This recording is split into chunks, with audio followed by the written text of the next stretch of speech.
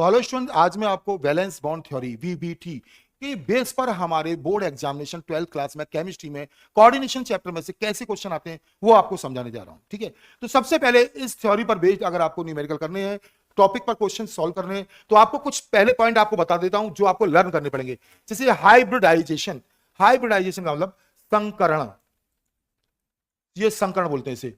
जैसे ये hybridisation sp sp2 sp3 dsp3 dsp3 और आपका ये dsp2 है, ये dsp2 है, dsp3 है, sp3d है, d2sp3, कई सारे आपके ये हाइब्रिडाइजेशन इन संकरण दिए गए और इनकी ज्योमेट्री यानी कि इनका शेप, आकार, ज्यामिति कैसी होती है वो इनके सामने दी गई है, वो इनके सामने दी गई है। जैसे जैसे sp3 के लिए लीनियर है, sp2 के लिए ट्राईहेड्रल है, ऐसे ही d2sp3 कुछ कुछ के दिखा देता हूं मैं आपको, बाकी आपको इसमें मिल जाएगा। d2 ऑक्टाहेड्रल है, ठीक है भाई, अष्टफलकी है। ऑक्टाहेड्रल का मतलब अष्टफलकी है, अष्टफलकी है। चलो, और इसके बाद में कुछ और चीज पता होनी चाहिए आपको। क्या पता होना चाहिए कि मैग्नेटिक कैरेक्टर आप कैसे देखेंगे, आप मैग्नेटिक कैरेक्टर को कैसे पता लगाएंगे, आप मैग्नेटिक चुंबकीय गुणों को कैसे पता लगाएंगे। तो मैग्नेटिक कैरेक्टर दो टाइप के होंगे, पहली बात तो याद रखो आप। कौन कौन से होंगे? एक होगा पैरामैग्नेटिक और दूसरा होगा डाईमैग्नेटिक। हिंदी में एक होगा अनुचुंबकीय, दूसरा होगा प्रतिचुंबकीय। इसका मतलब यहां अट्रैक्शन शो होगा या रिपल्सन शो होगा, कोई बात नहीं, यहां आकर्षण शो होगा या प्रतिकर्षण शो होगा। ये कैसे पता लगाएंगे उस कंपाउंड के अंदर पैरामैग्नेटिक कैरेक्टर है या डाईमैग्नेटिक कैरेक्टर है। अगर उस कंपाउंड के अंदर अनपेयर्ड इलेक्ट्रॉन प्रेजेंट है यानी उपस्थित है, अयुग्मित इलेक्ट्रॉन उपस्थित है, तो वो पैरामैग्नेटिक होगा। और उसमें अनपेयर्ड इलेक्ट्रॉन प्रेजेंट नहीं यानी एब्सेंट है, अनुपस्थित है, तो वो डाईमैग्नेटिक होगा। एक तो ये है। दूसरा क्या है भाई आपका? कलर प्रॉपर्टीज, यानी कलर को आप कैसे शो करेंगे। ये वो कंपाउंड कलरफुल होगा या कलरलेस होगा, रंगीन होगा या रंगहीन होगा। तो अगर उसके अंदर अनपेयर्ड इलेक्ट्रॉन प्रेजेंट है तो वो कलरफुल होगा, समझ के ना, रंगीन होगा। और उसके अंदर अनपेयर्ड इलेक्ट्रॉन प्रेजेंट नहीं है, एब्सेंट है, तो वो कलरलेस होगा यानी रंगहीन होगा। ये कुछ बातें आपको पता होनी चाहिए। चलो, एक बात और भी है, देख लो यहां एक बात और भी है कि अगर आपको मैग्नेटिक डाइपोल मोमेंट भी निकालना हो उसमें तो कैसे निकालेंगे। मैग्नेटिक चुंबकीय द्विध्रुव आघूर्ण भी पूछा जा सकता है। इसका formula mu equal to root के अंदर n ब्रैकेट में n+2 ये फॉर्मूला है। जहां n क्या है, n का मतलब क्या है, n है जहां पर भाई आपका जो n है वो n है आपका अयुग्मित इलेक्ट्रॉनों की संख्या, number of unpaired electrons. n क्या है? अयुग्मित इलेक्ट्रॉनों की संख्या। और इसके बाद लास्ट एक चीज और पता होनी चाहिए आपको, स्पेक्ट्रोकेमिकल सीरीज। ये क्या बताया गया है? इस सीरीज के अंदर बताया गया है कि कौन कौन से लिगेंड्स आपके स्ट्रॉन्ग हैं और कौन कौन से लिगेंड्स आपके वीक हैं। तो यहां देख लीजिए, आपके ये सारे वीक लिगेंड हैं। यहां तक वाटर तक सभी वीक लिगेंड है भाई, वाटर तक सारे वीक लिगेंड हैं। ये वाटर तक सभी वीक लिगेंड है और वाटर के आगे सभी स्ट्रॉन्ग है भाई। यहां से सभी स्ट्रॉन्ग लिगेंड है, सभी प्रबल है। सभी स्ट्रॉन्ग और वीक के बारे में भी आपको पता होना चाहिए। अब आप इस पर बेस्ड क्वेश्चन कैसे करेंगे वो देखिए। अब वो देखिए आप कैसे क्वेश्चन करेंगे इस पे। आप जैसे आपको सबसे पहले क्वेश्चन दिया गया K4Fe और Cn6, K4Fe का होल 6, ये क्वेश्चन, ये कंपाउंड दे दिया आपको। सबसे पहले ये कंपाउंड दे दिया और आपसे कहा यार इस कंपाउंड के बारे में आप, मैं कह रहा हूं क्या क्या बता सकते हैं। वो तो क्वेश्चन में एक दो तीन चीज पूछेगा, एक पूछ लेगा, दो पूछ लेगा, तीन, लेकिन हम क्या क्या बता सकते हैं वैलेंस बॉन्ड थ्योरी की हेल्प से, वो देखते हैं भाई। चलो ठीक है, सबसे पहले आप क्या करो, जो सेंट्रल मेटल एटम है हमारा उसका क्या निकालेंगे आप? सबसे पहले ऑक्सीडेशन नंबर निकालो। आप क्या निकालेंगे? आप ऑक्सीडेशन नंबर निकालो। चलो भाई, ऑक्सीडेशन नंबर निकालने का मेथड तो पहले ही आप जान चुके होंगे, K का +1 होता है और 4K है। इसके बाद Fe का निकालना है, x मान लिया। साइनाइड का -1 ऑक्सीडेशन नंबर होता है, 6 है, 6 से मल्टीप्लाई कर दिया, इक्वल टू 0 +4 +x, -6 हो गए 0, -6 में +4 चला गया, -2 बचा 0, x इक्वल टू +2 आ गया भाई। इससे आपका ये ऑक्सीडेशन नंबर निकल आया। इसके बाद एक चीज और बता सकते हैं हम कि इसके अंदर जो हमारा कंपाउंड दिया है, इस कंपाउंड में कितना कोऑर्डिनेशन नंबर है। ये तो क्या निकाला हमने? ये ऑक्सीडेशन नंबर निकाला। क्या निकाला? ये हमने ऑक्सीडेशन नंबर निकाला।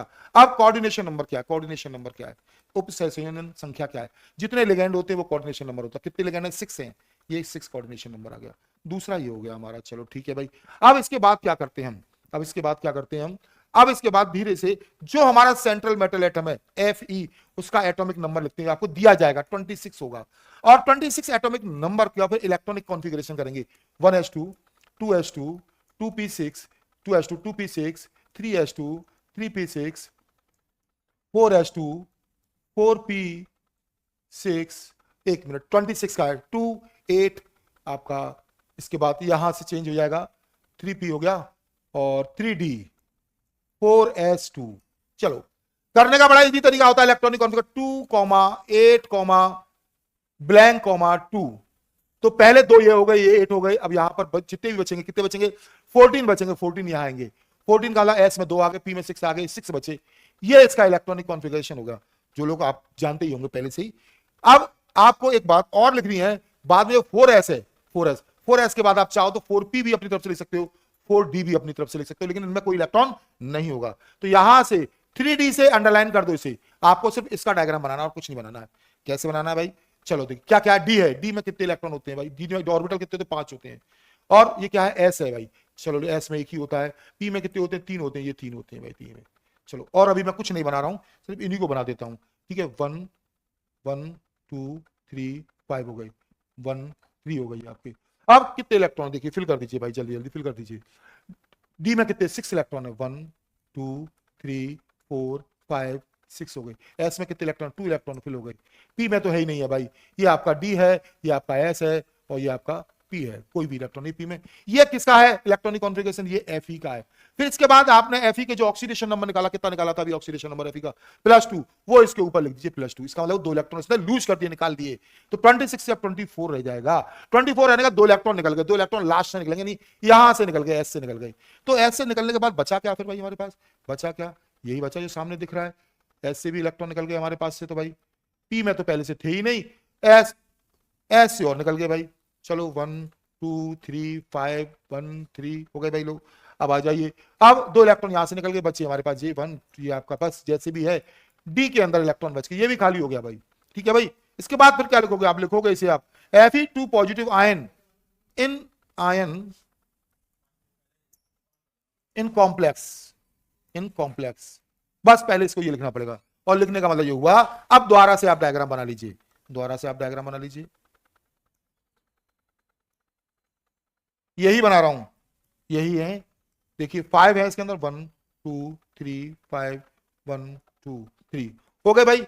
अब देखना भाई कॉम्प्लेक्स में कौन आएगा, लिगेंड आएंगे, लिगेंड कौन है, साइनाइड, और साइनाइड स्ट्रॉन्ग है, साइनाइड जो है लिगेंड वो स्ट्रॉन्ग है, देख लीजिए आप, स्ट्रॉन्ग लिगेंड आपको मैंने बताया था इधर साइड में, ये रहा आपका साइनाइड CN, ये स्ट्रॉन्ग है। और स्ट्रॉन्ग लिगेंड की खासियत क्या है, स्ट्रॉन्ग लिगेंड जो अनपेयर्ड इलेक्ट्रॉन इनमें धक्का मारेगा, और आपसे कहा, इनसे कहेगा कि भाई आप अगर अगर जो सेपरेट कमरा लेके बैठे हुए, आप सेपरेट नहीं हो, पेयर बन जाओ आप, और इनको पुश करेगा, धक्का मारेगा भाई। धक्का मारने में क्या होगा, कितने इलेक्ट्रॉन थे इसके अंदर, 6 थे, सब 2-2 पेयर के रूप में हो जाएंगे, लो भाई कमरे खाली हो गए। ये क्यों, ये स्ट्रॉन्ग लिगेंड था साइनाइड, इसलिए धक्का मार गया, अगर वीक लिगेंड होता तो कुछ नहीं होता, ये ऐसे के ऐसे रहते। अब कितने साइनाइड हैं, 6 साइनाइड हैं, कितने हैं भाई साइनाइड, 6, ये पूरे 6 के 6 साइनाइड अब आपके इन कमरों में रहने के लिए आ गई। ये आपके समझ लो दबंग है भाई, स्ट्रॉन्ग है। एक साइनाइड इसमें आ जाएगा, दूसरा इसमें आ जाएगा, तीसरा इसमें आ जाएगा, चौथा इसमें आ जाएगा, पांचवा इसमें आ जाएगा, छठवें, पूरे 6 साइनाइड आ गए आपके भाई। और इनके इलेक्ट्रॉन पूरा पेयर आता है, इनमें से पूरा इलेक्ट्रॉन का पेयर आता है, इसीलिए इनको पूरा पूरा कमरा खाली चाहिए। तो अब आप खुद देख के बताइए मुझको, आप खुद देख के बताइए कि आखिर आखिर ये जो सभी लिगेंड गए किस किस में गए थे, ये तो आपको मालूम है ना, ये तो डी था आपका, ये क्या है, डी है, ये एस है, और ये क्या आपका पी है, तो ये किस में गया भाई, डी में गया, ये किस में गया, ये भी डी में गया है, ये लिगेंड किस में गया, एस में, ये लिगेंड किस में गया, पी में गया भाई, ये लिगेंड किस में गया, ये भी पी में गया है, और ये भी पी में गया है। काउंटिंग करके देखो यार कितने डी हैं, 2 डी हैं भाई, एक एस है, पी कितने हैं, 3 है। लो भाई हो गया हाइब्रिडाइजेशन, निकल आई आपकी हाइब्रिडाइजेशन,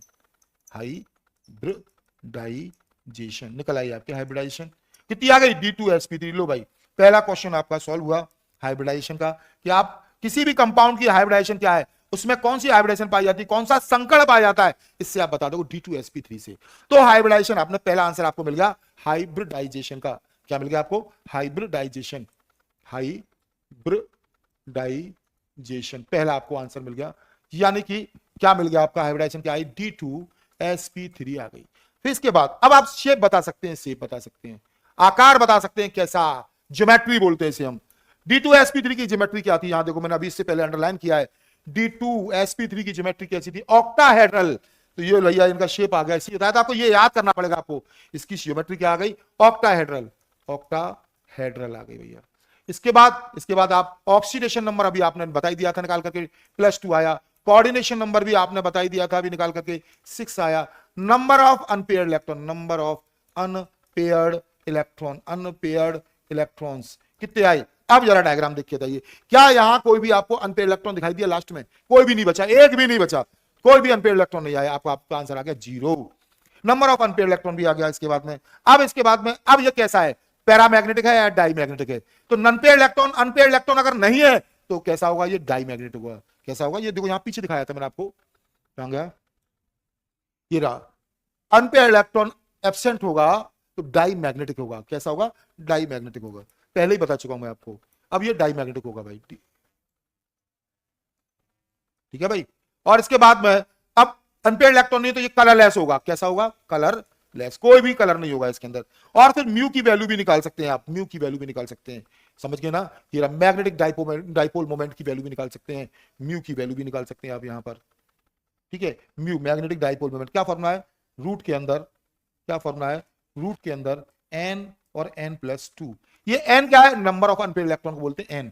ये n ये होता है। और नंबर ऑफ अनपेयर्ड इलेक्ट्रॉन कितने आए भाई? हमारे पास 0 आए, और ये भी 0+2, तो 0 का मल्टीप्लाई करोगे आंसर 0 आएगा। तो म्यू की वैल्यू भी भैया यहाँ पर 0 आ चुकी है। क्या आ गई? 0 आ गई। पूरे में आप मल्टीप्लाई कर दीजिए। तो लो भाई, आपने ये भी बता दिया। इस तरह से हम कई सारी वैल्यू को यहाँ पे निकाल सकते हैं।